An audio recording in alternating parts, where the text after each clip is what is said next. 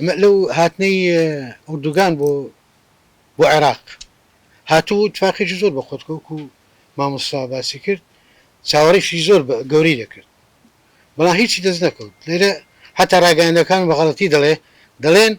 26 اتفاقیە کرایە نەخێر دوو اتفاقیە کرایە ئەوکەی کە تەنسیق یعنی یەکی یارمەتی یەکتی دێن لە کاروبارێکە ناڵێت چیشن ئەوکەی کە هێشتا مامە باس تێگەیشتم نەکردە 24 تێگەیشتنە لێک تێگەیشتن اتفاقیە نییە ڕێککەوتن نییە لێک تێگەیشتن یعنی فکرێک باوەرگرتیە بەجارێ ڕێک نەکەوتینە لەسەر بابەتەکان و تەفاس بەس رازین دانیشین پێکەوە باس بکەین ئەوە ئینەکانی ئۆردوگان دا ئۆردوگان لە هەولێر کە ئێستقبال کرا لە مەتارەگە تەمەشاتە کرد بە حرەسی شەڕەفی کوردستان عەلەمی کوردستانی داناوە ئەردوگان خۆی بۆ دانانوان سەلامیشی لێ نەکرد بەستەری داچ و خۆی لێ جێلدا لە هەموو وڵاتێکەمە دیتمان زۆری زمرەکان کە دەگاتە عەلەم